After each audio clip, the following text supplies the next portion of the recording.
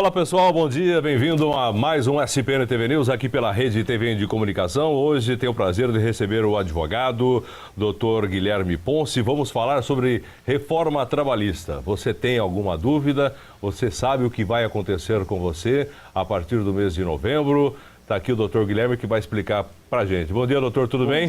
Bom dia, Magrão. Bom dia a todos e a todos os telespectadores. É uma honra estar aqui novamente frente a esse programa que traz conteúdo atualizado e conteúdo que vai beneficiar a população com a questão dos direitos, né? Hoje o tema, como o Magrão adiantou, é a reforma trabalhista. Tá? A reforma trabalhista envolveu muitas prejudiciais, principalmente para o trabalhador, para o empregador. Existiram muitos benefícios aí que foram concedidos.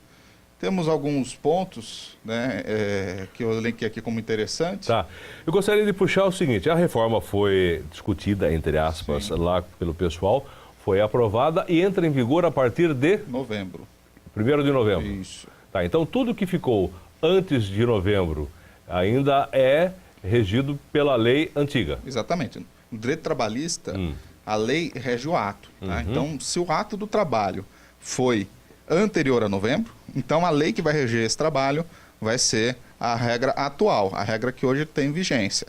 A partir de novembro, o trabalho que for realizado vai ter a vigência pela regra já reformada. Tá? Um dos pontos explorados pela reforma foi justamente esse direito adquirido. Não pode uma lei nova ofender o direito que a pessoa já tem ali há muitos anos já conquistado. Só que, da data da publicação da reforma para frente, que vai ser em novembro, o trabalho dessa pessoa vai ter essa mudança, mesmo que ela tenha sido contratada já há muitos anos. Tá. O trabalho dela vai ser regulamentado pela lei reformada. Pela lei que vai entrar em vigor a partir de novembro. Tá, vamos lá então. Essa lei trabalhista, a gente sabe que tem muitos pró e muitos contras. Sim. Ao trabalhador e ao empresário. Os empresários dizem que, através dessa lei, vão ser contratados mais trabalhadores, porque a gente sabe que estamos aí com 14, 13 milhões, sei lá exatamente qual é o número de desempregados, coisa que nunca aconteceu no Brasil. E de repente a gente vê que o pessoal realmente está procurando emprego e não tem.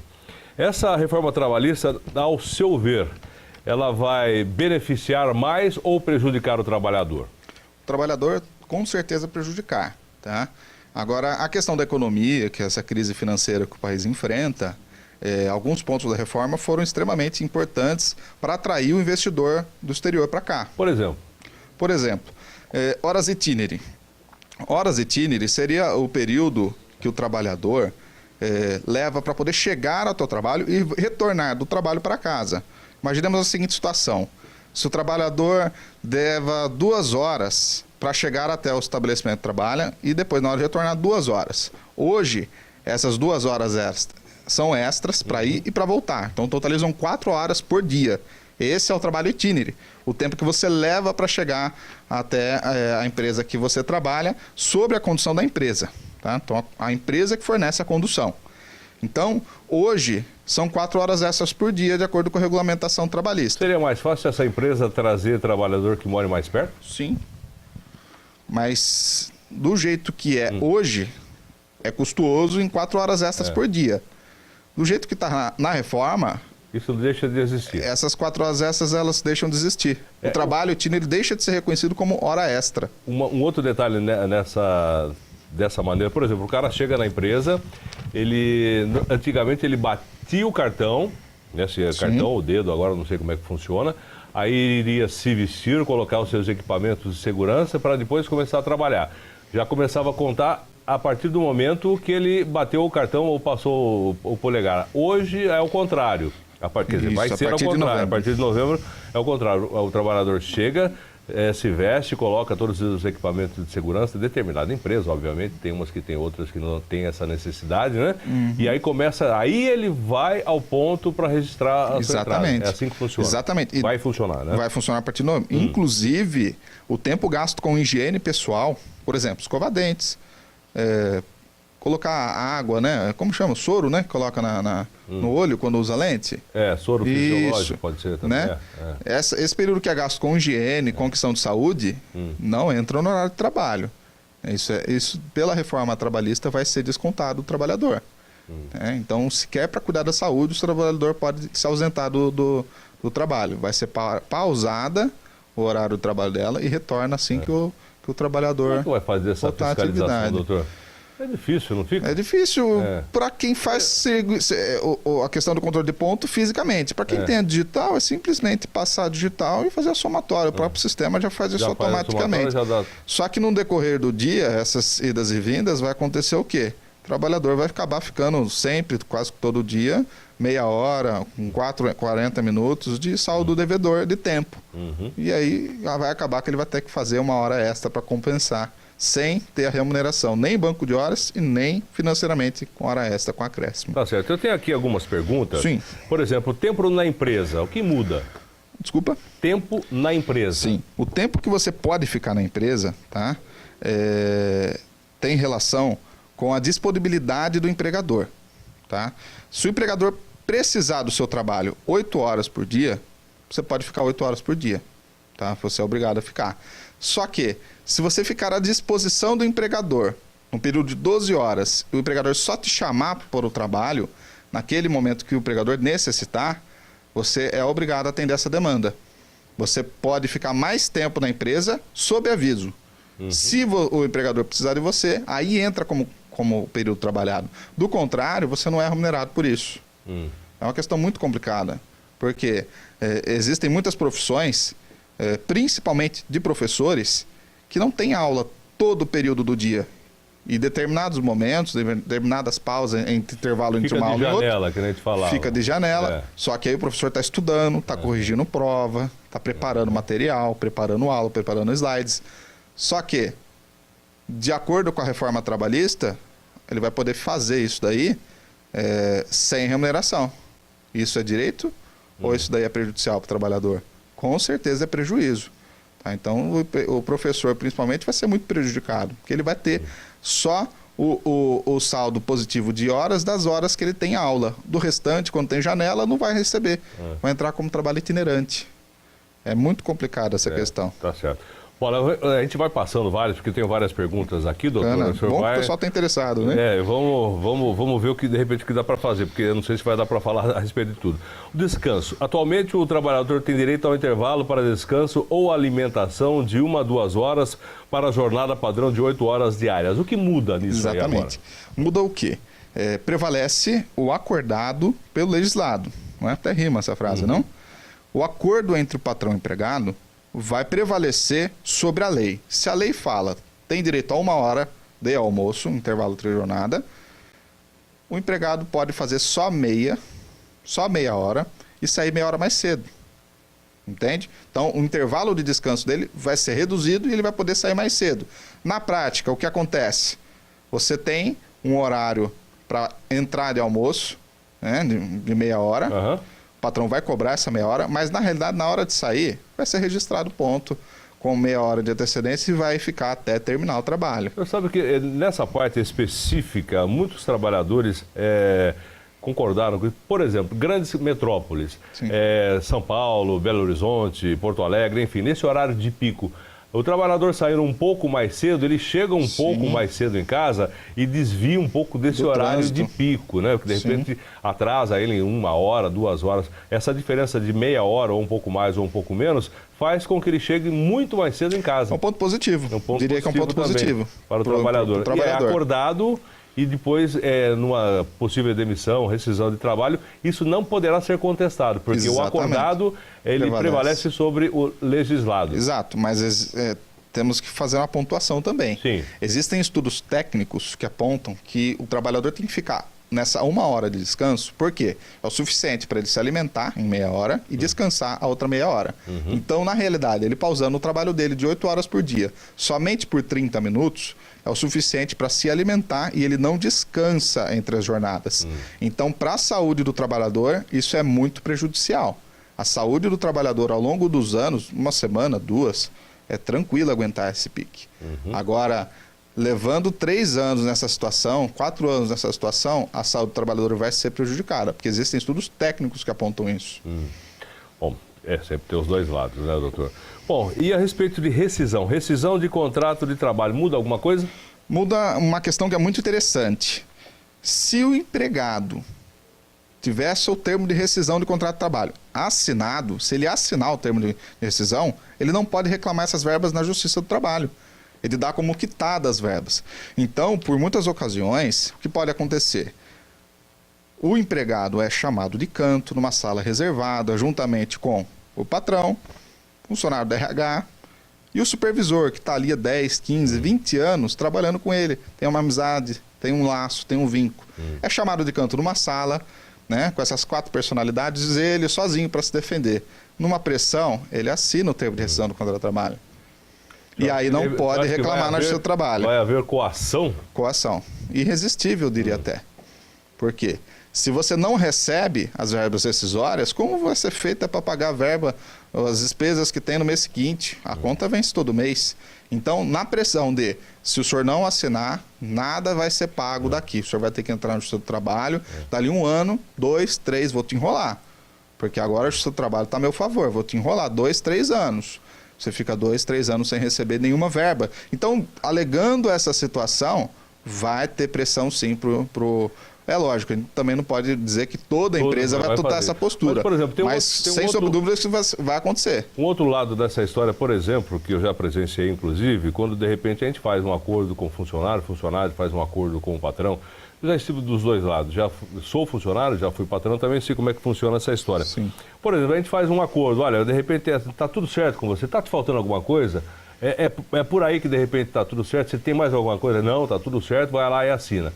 Você pega, paga tudo certinho, tudo beleza, passou 2, 3 meses, você recebe uma carta de ação na Justiça. Sim. Também não tem esse lado da história? Tem esse lado, e isso vai favorecer muito para a segurança jurídica do empresário. Aí que, porque no momento da assinatura vão voltar na exatamente, história? Causa uma segurança jurídica, uma segurança para poder a empresa ter uma noção de prosperidade naquele local, naquele país. Então isso atrai incrivelmente o capital estrangeiro para o Brasil. Esse foi o objetivo, não foi prevalecer o direito do trabalhador, o direito social conquistado ao longo dos anos, né? Não foi prevalecer a saúde do trabalhador em momento algum. A questão da reforma trabalhista, o objetivo foi atrair o capital estrangeiro. Doutor, pelo que o senhor fala, essa reforma trabalhista, ela só tem pontos negativos para o trabalhador. Para o trabalhador. O único ponto que eu entendo que seja positivo é a questão das férias. Parcelamento das férias em 3 vezes. Até porque a realidade social da grande maioria dos brasileiros não é que vai fazer viagem todo ano. Tá? Não vai fazer uma viagem de 20, 30 dias, se ausentar. Isso é uma pequena parcela da sociedade brasileira consegue fazer uma viagem e sustentar a sua vivência fora do seu lar por 20, 30 dias juntamente com a família. Com a grana no bolso. Grana no bolso. A maioria dos trabalhadores brasileiros não tem essa realidade. Como então, é que pode fazer isso? Hoje você pode, por exemplo, tirar 15 dias no mínimo, né? Isso. Quer dizer, são no máximo 3 vezes. Hoje são 2 vezes. 2 vezes? Agora, não, mas futuramente vai para 3. 3. E aí, o cidadão que não vai passar um feriado, vai pescar, passa 10 dias pescando. Certo. 3 vezes no ano ele pode fazer viagens curtas, de curta duração. Pode vender as férias também? Não pode? Pode. Posso vender as férias para a empresa? Pode vender também. Para sair com dinheiro a mais? É aquilo, o acordado prevalece sobre o legislado.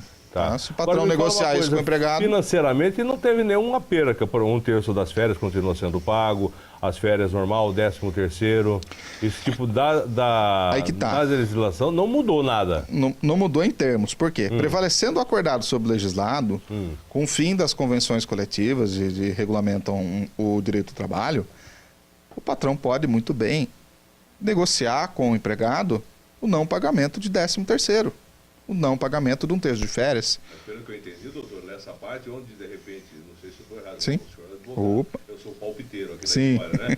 Porque nesse ponto onde de repente interfira diretamente nessa parte financeira, aí sim a Justiça do Trabalho recorre e auxilia o trabalhador. Exatamente, só que a questão da Justiça do Trabalho é até interessante nós pontuarmos do seguinte: os próprios juízes e desembargadores não concordam com a reforma da trabalhista. Então, existe aí uma promessa árdua de que eles vão continuar aplicando os benefícios para o trabalhador na Justiça do Trabalho. Só que é algo que só o tempo vai dizer. A questão de ofender remuneração ou não, A própria reforma autorizou parcelar o 13º em 12 vezes. Tá. Parcelando o 13º em 12 vezes, vai acontecer o quê? Vai integrar o salário, vai encerrar o 13º.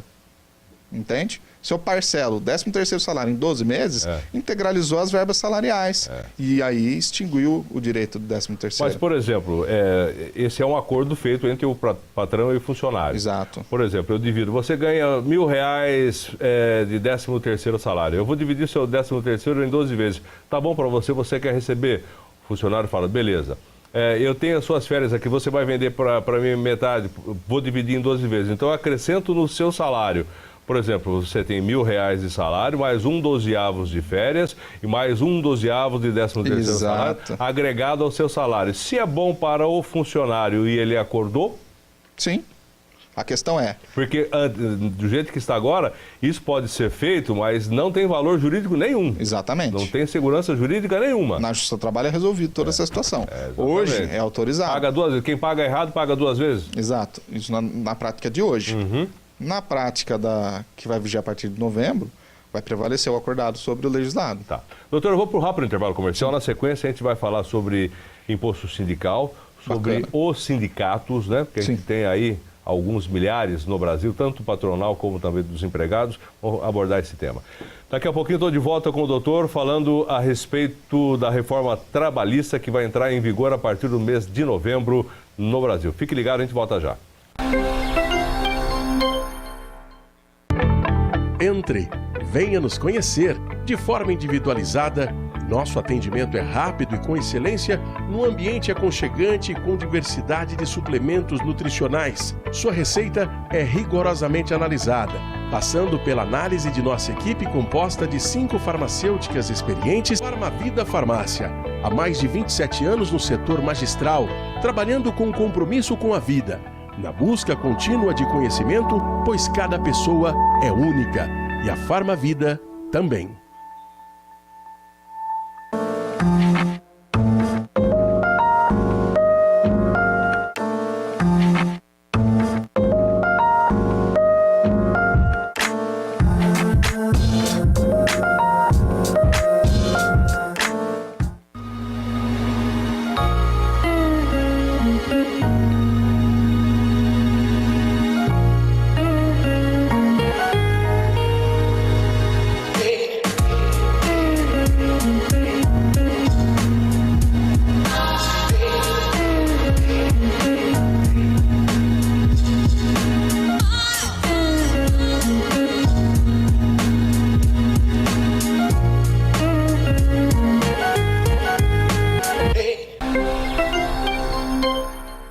Estamos de volta aqui pela Rede TV em SPN TV News. Estou falando com o doutor Guilherme a respeito da reforma trabalhista. O pessoal já quis mandar a gente embora antes do programa aqui. Já colocou a vinheta, falei, olha só. Gostou da reforma. É um detalhe de dedo, né?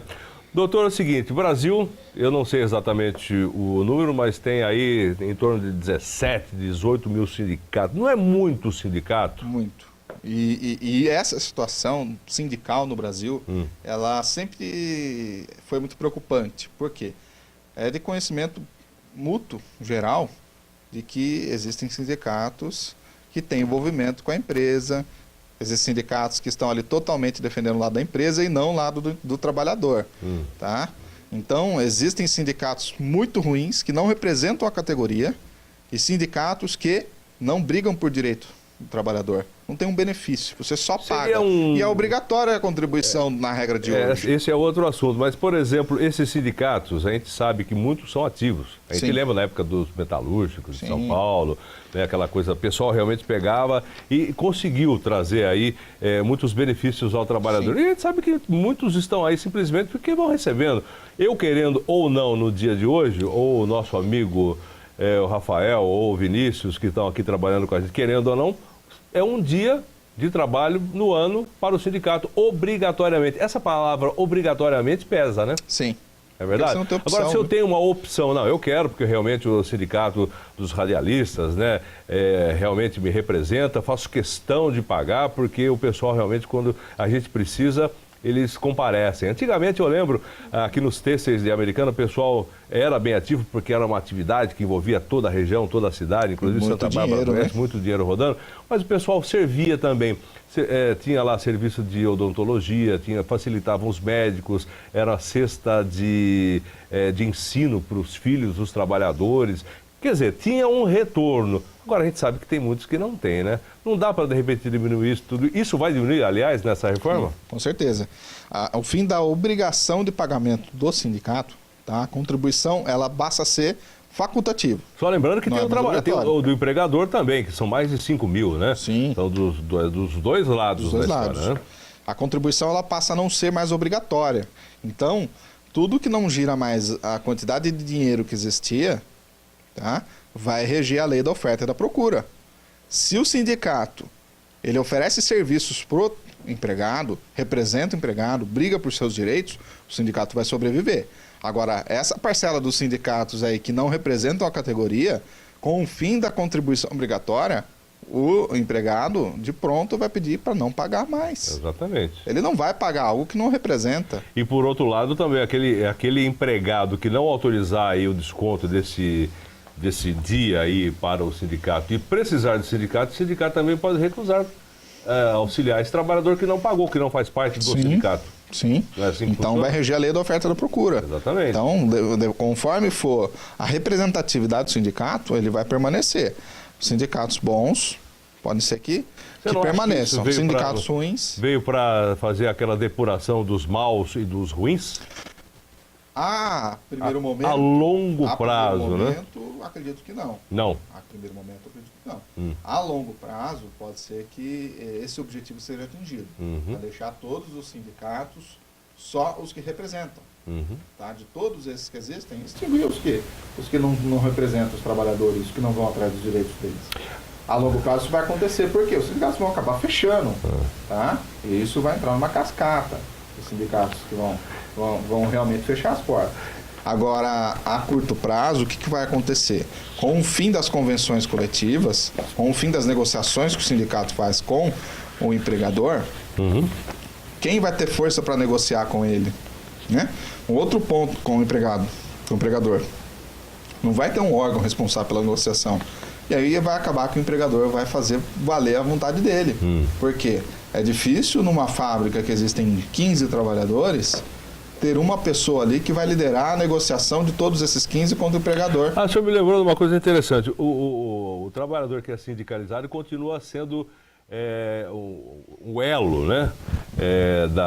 Do sindicato, da justiça e também com o empregador. Ele não pode ser demitido. Existe essa questão da estabilidade, sim. Estabilidade. Ele tem que ter permanecer. estabilidade para continuar representando o trabalhador junto à empresa. Sim. Os trabalhadores, no caso. Sim. O senhor me falou a respeito de uma fábrica, de uma indústria, né? Sim. Agora, vamos imaginar. Outra questão que ficou conceituada aí pela reforma trabalhista foi a obrigação de toda empresa que tiver mais de 200 pessoas trabalhando, mais de 200 funcionários, é obrigada a ter uma comissão de empregados, tá? Que vão organizar aí essa convenção, mini convenção, né? Coletiva com o empregador. Só que é muito mais fácil pro empregador, chegar nesse funcionário que está organizando, que está agenciando a negociação coletiva. Fica muito mais próximo. Então, eu acredito que isso vai prejudicar em muito, a curto prazo, o trabalhador. Mas a longo prazo, sim, os sindicatos vão enxugar o seu corpo, vai diminuir drasticamente o número de sindicatos, e os sindicatos prevalecerem serão porque realmente brigam pelo direito do trabalhador. Olha, no começo desse ano eu tive a informação que os sindicatos, eles movimentam aproximadamente mais de 3 bilhões de reais. Esses 17 mil, tanto com o patronal como também dos funcionários. É muito dinheiro. Tem muita gente pendurada nesse sindicato. O senhor sabe disso, né? Tem muita gente... Tem muita gente que fica ali... Como diz, mama na teta do sindicato. Porque eu já sei, né? E o senhor deve ter atentado. Por exemplo, presidente... Na outra legislatura vira vice-presidente, depois ele vira tesoureiro e vão trocando. E o pessoal não sai. Quando ele não muda a própria estrutura organizacional do sindicato e autoriza ele ser reeleito por tempo determinado. Quando isso não acontece. E aí o presidente do sindicato fica lá por 20 anos. Isso acontece. Enriquece. É. Incrível, não? É. Como um salário como funcionário, né? Enriquece um presidente do sindicato.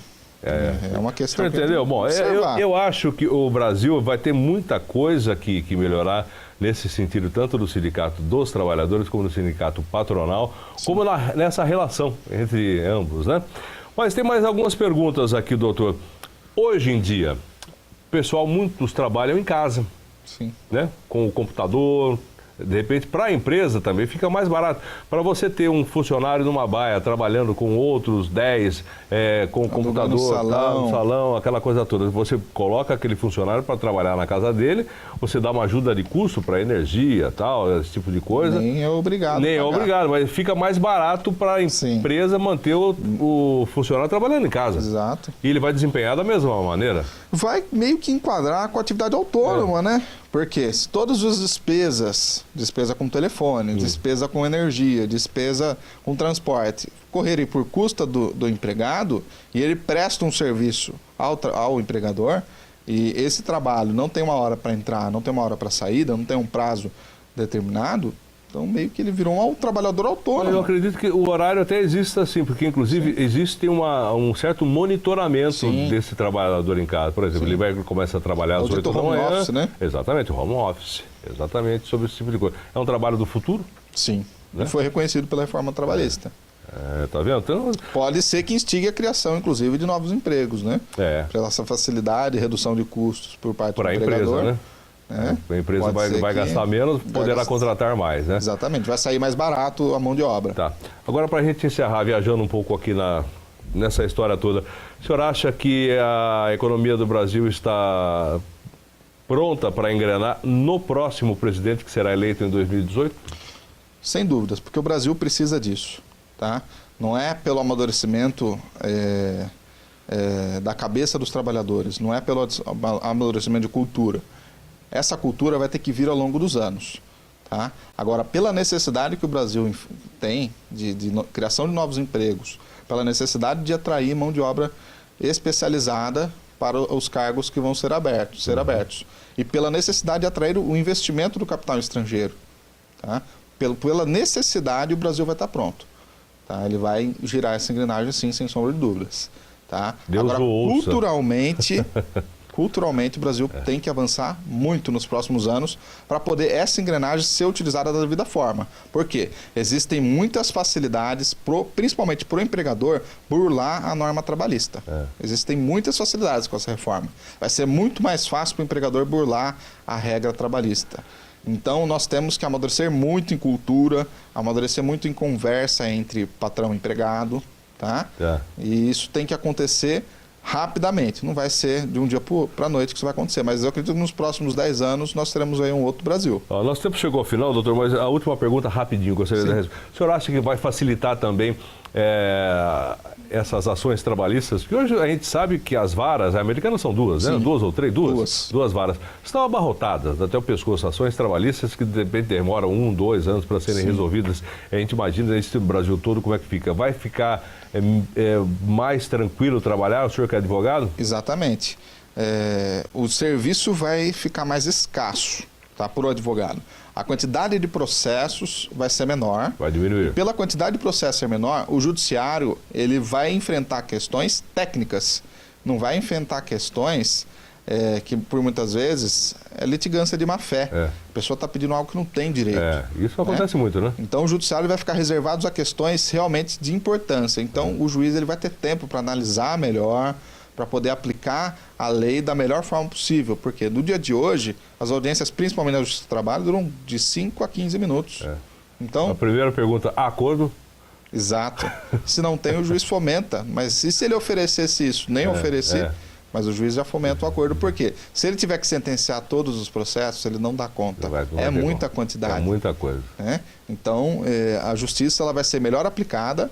O judiciário vai ficar reservado a processos que realmente tenha direito, até porque a questão de justiça gratuita para o empregado vai ter uma alteração na reforma trabalhista, né? Não vai ser concedido só pela mera declaração a justiça gratuita.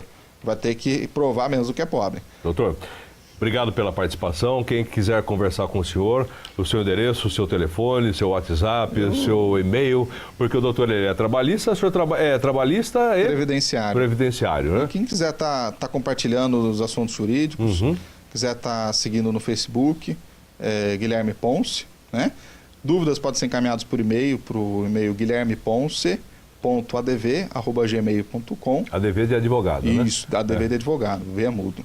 guilhermeponce.adv@gmail.com.